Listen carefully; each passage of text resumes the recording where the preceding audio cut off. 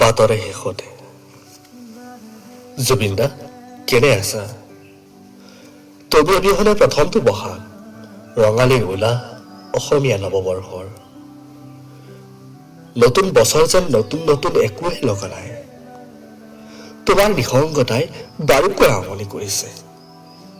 সেইবেলি বহু ৰঙালী সন্মিলনে তোমাৰ বাবে অনুষ্ঠানবোৰ বাতিল কৰিছে আৰু যিবোৰে পাতিছে তাতো কোনো উৎসাহ দেখা নাই।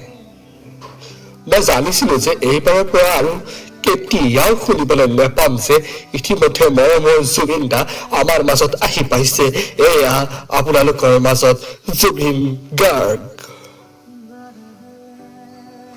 তোমাৰ কথা পাহৰা নাই আৰু পাহৰা নাই যে এতিয়ালৈ ন্যায় হোৱা নাই।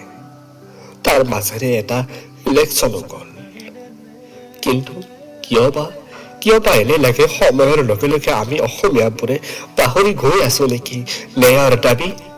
নিৰুদ্ধ হৈছে প্ৰতিবাদী কণ্ঠ, হেৰ অসমীয়া। এতিয়া মাথো এনে অনুভৱ হয় ঠিক হিন্দী চিনেমাৰ গানটোৰ দৰে।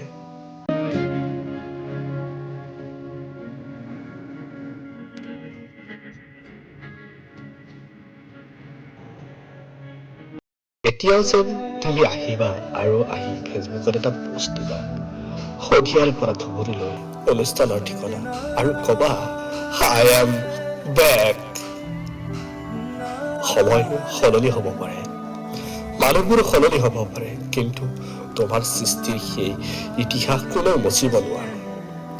তুমি কেৱল এজন শিল্পীয়ে নহয়, তুমি এটা যুগ, যি যুগৰ কেতিয়াও সমাপ্তি নঘটে। তুমি আহিবা বুলি আজিও আকাশলৈ চাওঁ, বুকুৰ ডায়েৰীত তোমাৰ নামটো লিখি থওঁ। আমাৰ বাবে তুমি জীয়াই আছা আৰু জীয়াই থাকিবা। জয় জুবিন দা, জয় জুবিন দা, জয় জুবিন দা।